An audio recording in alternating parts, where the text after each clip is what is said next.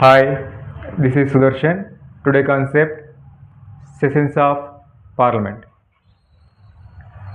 భారతదేశ పార్లమెంటులో సమావేశాలు జరుగుతూ ఉంటాయి. ఆ సమావేశాలు సంవత్సరానికి 3 పర్యాయాలు జరుగుతాయి. ఆ సమావేశాలు ఏంటి అంటే బడ్జెట్ సమావేశాలు, శీతాకాల సమావేశాలు, వర్షాకాల సమావేశాలు. సో ఫస్ట్ వీటి గురించి భారత రాజ్యాంగంలో ఏముంది? భారత రాజ్యాంగంలో ఆర్టికల్ 25 ప్రకారం పార్లమెంట్ ఒక సంవత్సరంలో 3 సార్లు సమావేశం కావచ్చు. కానీ రాజ్యాంగ నిబంధనల ప్రకారం పార్లమెంటులో 2 సమావేశాలకు మధ్య గరిష్ట కాల పరిమితి 6 నెలలు మించరాదు. అంటే ఆర్టికల్ 25 ప్రకారం ఒక సంవత్సరంలో పార్లమెంటు 3 సార్లు సమావేశం కావచ్చు. కానీ రాజ్యాంగ నిబంధనల ప్రకారం పార్లమెంటులోని 2 సమావేశాల మధ్య గరిష్ట కాల పరిమితి 6 నెలలు మించరాదు. అంటే ఒక సమావేశానికి మరొక సమావేశానికి మధ్య కాల వ్యవధి 6 నెలల కంటే ఎక్కువగా ఉండరాదు. సో నెక్స్ట్ పాయింట్, ఈ పార్లమెంట్ సమావేశాలు వాటి తేదీ సమయాలను రాష్ట్రపతి నియమిస్తారు. అంటే పార్లమెంటును ఎప్పుడు స్టార్ట్ చేయాలా, నెక్స్ట్ ఆ సమయాలు ఏంటి, ఇవన్నీ రాష్ట్రపతి తెలియజేస్తాడు. నెక్స్ట్ సుమన్స్ అనగా రాష్ట్రపతి సమావేశాలకు ఆహ్వానించడం. సుమన్స్ అనగా రాష్ట్రపతి సమావేశాలకు ఆహ్వానించడం. ఆర్టికల్ 86-87 ప్రకారం పార్లమెంటులోని ఉభయ సభలను ఉద్దేశించి రాష్ట్రపతి ప్రసంగం చేయడం. ఆర్టికల్ 86-87 ప్రకారం రాష్ట్రపతి పార్లమెంటులోని ఉభయ సభలను ఉద్దేశించి ప్రసంగం చేయడం. అదేవిధంగా ఇక్కడ రాష్ట్రపతికి వచ్చేసి కొన్ని అధికారాలు ఉంటాయి. సెమెన్స్, ప్రోరాంగ్, డిస్సాల్ అనే అధికారాలు ఎవరికి ఉంటాయంటే రాష్ట్రపతికి ఉంటాయి. అదేవిధంగా సభాపతి, స్పీకర్, సో అడ్జర్న్మెంట్, సిండాయ్ అనే అధికారాలు వచ్చేసి సభాపతికి ఉంటాయి. నెక్స్ట్ ఈ పార్లమెంటు సమావేశాలు సంవత్సరానికి 3 పర్యాయాలు జరుగుతాయి. పార్లమెంటు సమావేశాలు సంవత్సరానికి 3 పర్యాయాలు జరుగుతాయి. First budget session February to April, monsoon sections July to August. Next winter sections November to December. So budget సమావేశాలు ఫిబ్రవరి నుంచి ఏప్రిల్ వరకు, అదేవిధంగా మాన్సూన్ అంటే వర్షాకాల సమావేశాలు జూలై నుంచి ఆగస్ట్ వరకు, నెక్స్ట్ వింటర్ శీతాకాల సమావేశాలు నవంబర్ నుంచి డిసెంబర్ వరకు జరుగుతాయి. సో నెక్స్ట్ పార్లమెంట్ ఉభయ సభల సమావేశాలు విడివిడిగా జరుగుతాయి. సో పార్లమెంట్ ఉభయ సభల సమావేశాలు అంటే లోక్సభ సమావేశాలు, అదేవిధంగా రాజ్యసభ సమావేశాలు వేరువేరుగా జరుగుతాయి. కానీ కొన్ని ప్రత్యేక పరిస్థితుల్లో ఉమ్మడి సమావేశం ఏర్పరచవచ్చు. ఆ ఉమ్మడి సమావేశం ఎవరు ఏర్పరుస్తారంటే రాష్ట్రపతి ఉమ్మడి సమావేశాలను ఏర్పరచడం జరుగుతుంది. అడ్జర్న్మెంట్ అంటే సభ వాయిదా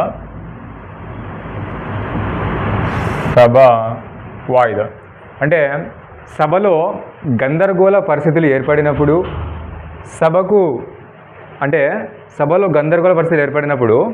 సభను సరిదిద్దడానికి సభాధ్యక్షులు సభను వాయిదా వేస్తూ ఉంటాడు. ఈ వాయిదా కొన్ని గంటలు, కొన్ని రోజులు, కొన్ని వారాలు కావచ్చు. సో దీన్నే అడ్జర్న్మెంట్ అంటారు. సో అడ్జర్న్మెంట్ అంటే సభ వాయిదా. అంటే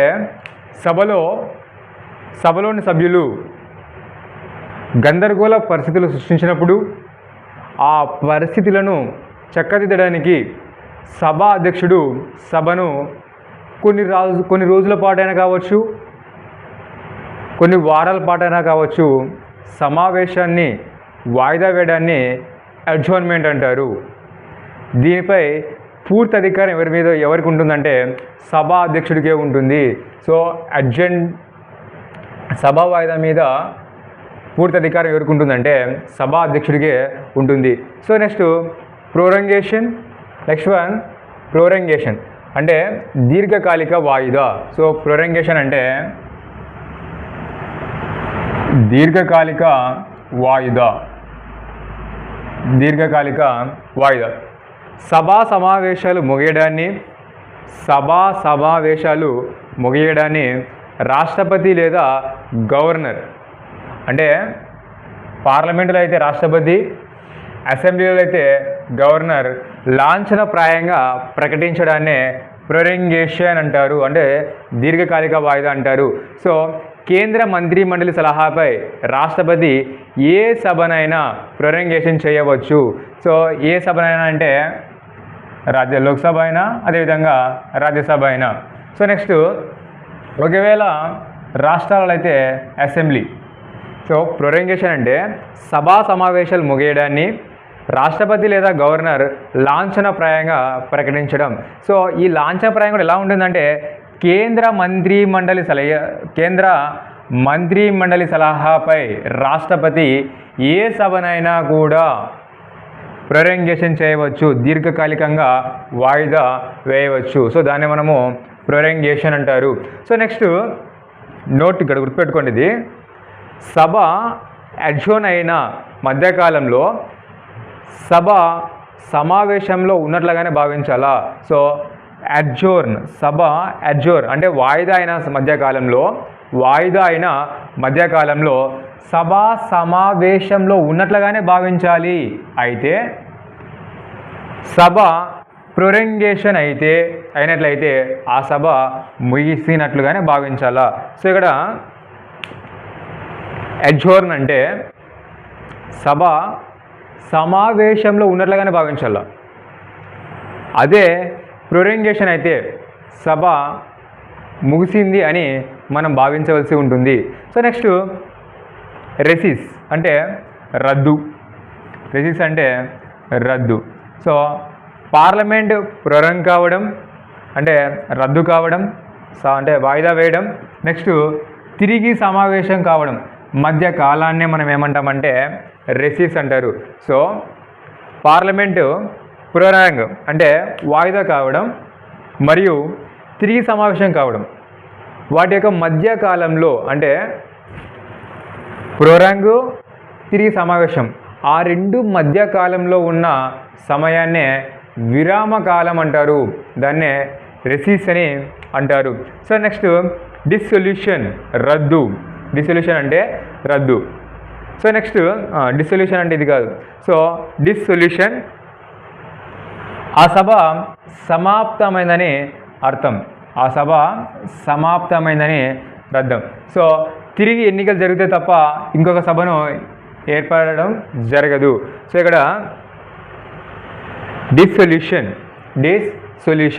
సో ఆ సభ మొత్తం పూర్తి అయిపోయిందని అర్థం, అంటే మొత్తం పీరియడ్ మొత్తం కంప్లీట్ అయిందని అర్థము. సో తిరిగి ఎన్నికలు జరిగితే తప్ప ఇంకొక సభను ఏర్పడదు. అదేవిధంగా లోక్సభను రాష్ట్రపతి కేంద్ర మంత్రిమండలి సలహాపై ఏర్పాటు చేస్తాడు. లోక్సభను రాష్ట్రపతి కేంద్ర మంత్రిమండలి సలహాపై ఏర్పాటు చేస్తాడు, అంటే సలహాపై ఏర్పాటు చేయడం జరుగుతుంది. అదేవిధంగా అడ్జర్న్మెంట్ సిన్ ఇండాయ్ అంటే నిరవధిక వాయిదా. జరుగుతున్న సమావేశాలను ఏ కాల పరిమితి తెలపకుండా అర్ధాంతరంగా వాయిదా వేయడం, అంటే జరుగుతున్న సమావేశాలను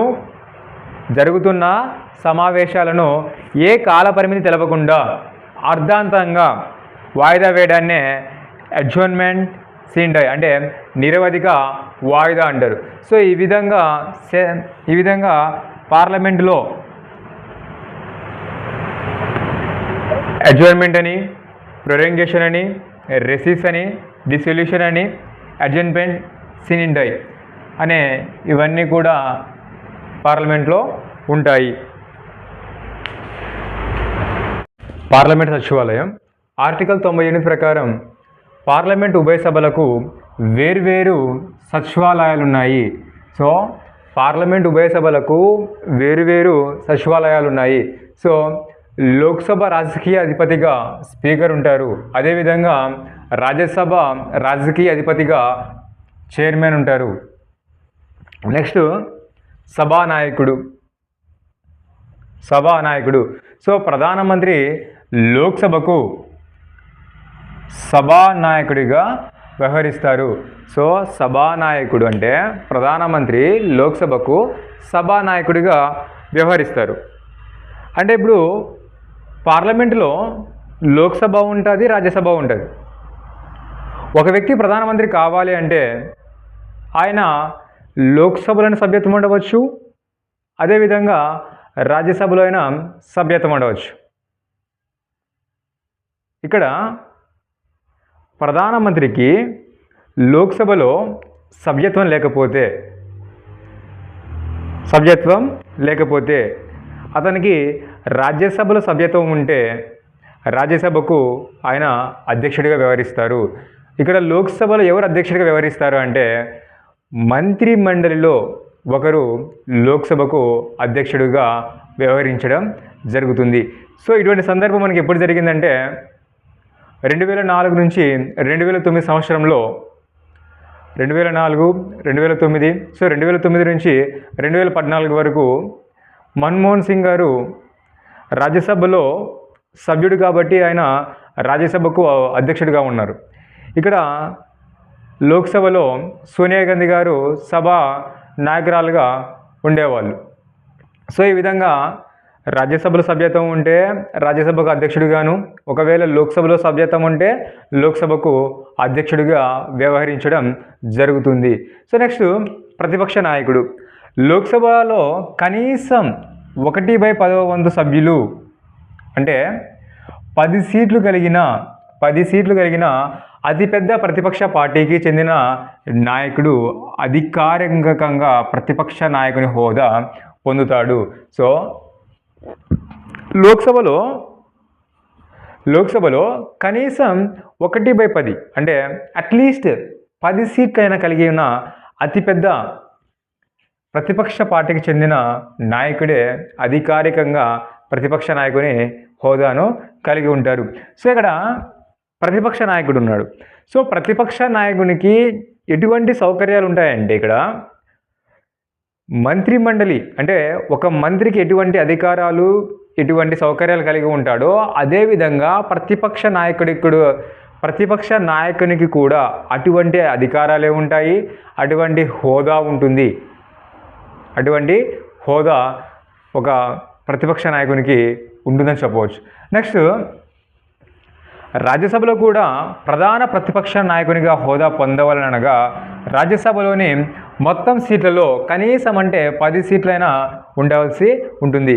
1969లో అధికారికంగా ప్రతిపక్ష నాయకుని గుర్తించారు. సో 1969లో అధికారికంగా ప్రతిపక్ష నాయకుడిని గుర్తించడం జరిగింది. సో నెక్స్ట్ సచివాలయ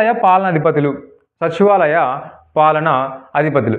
సో మామూలుగా ఈ సచివాలయం అంటే లోక్సభకు వచ్చేసి స్పీకర్ ఉంటాడు, రాజ్యసభలో వచ్చేసి చైర్మన్ ఉంటారు. సో ఈ స్పీకరు చైర్మన్ల తర్వాత ఎవరుంటారంటే ఇక్కడ చూసుకుంటే సో సచివాలయ పాలనాధిపతులు రాష్ట్రపతి ఎన్నికల రిటర్నింగ్ అధికారికంగా రొటేషన్ పద్ధతిలో Lok Sabha secretary general, Rajya Sabha secretary general వంతుల వారీగా వ్యవహరిస్తారు. అంటే ఇక్కడ లోక్సభలో లోక్సభ పాలనాధిపతిగా లోక్సభ కార్యదర్శి ఉంటాడు. సో ఈ లోక్సభ కార్యదర్శి ఉంటాడు. సో ఇతనే లోక్సభ సెక్రటరీ జనరల్గా వ్యవహరించడం జరుగుతుంది. అదేవిధంగా రాజ్యసభ పాలనాధిపతిగా రాజ్యసభ కార్యదర్శి ఉండడం జరుగుతుంది. సో ఇతనే రాజ్యసభ సెక్రటరీ జనరల్. కోరం. సమావేశాలు నిర్వహించడానికి అవసరమైన కనీస సభ్యుల సంఖ్యనే కోరం అంటారు. సో కోరం అంటే సమావేశాలు నిర్వహించడానికి అవసరమైన కనీస కోరం అంటాం. సో ఈ కోరం ప్రస్తుతం లోక్సభ మరియు రాజ్యసభకు కోరం 1/10వ వంతుగా నిర్ణయించడం జరుగుతుంది. సో లోక్సభకు రాజ్యసభకు కోరం 1/10వ వంతుగా నిర్ణయించడం జరుగుతుంది. సో ఈ కోరం ఎవరు నిర్ణయిస్తారంటే లోక్సభలో అయితే స్పీకరు, రాజ్యసభలో అయితే చైర్మన్ ఈ కోరంని నిర్ణయించడం జరుగుతుంది. సో సమావేశంలో కోరం లేకపోతే అంటే కనీస సభ్యులు లేకపోతే సభాధ్యక్షుడు సభను వాయిదా వేయవచ్చు. సో సమావేశంలో కోరం లేకపోతే, కోరం అంటే ఏంటి? కనీస సభ్యులు లేకపోవడం. సో ఆ కనీస సభ్యులు లేకపోతే సభాధ్యక్షుడు సభను వాయిదా వేయవచ్చు. సో సభాధ్యక్షులు అంటే ఎవరు? వీళ్ళే, లోక్సభలో స్పీకరు, రాజ్యసభలో చైర్మన్.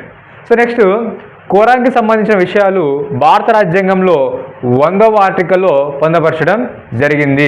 సో కోరానికి సంబంధించిన అంశాలను భారత రాజ్యాంగంలోని 100వ అంటే 100 ఆర్టికల్ గురిలో పొందపరచడం జరిగింది. సో పార్లమెంటులో కోరం ఉందా లేదా అనేది లోక్సభలో అయితే స్పీకరు, రాజ్యసభలో అయితే చైర్మన్ నిర్ణయించడం జరుగుతుంది. సో నెక్స్ట్ పార్లమెంటు స్థానాలలో ఖాళీలు ఏర్పడే పద్ధతి. సో పార్లమెంటు స్థానాలలో ఖాళీలు ఏర్పడే పద్ధతి.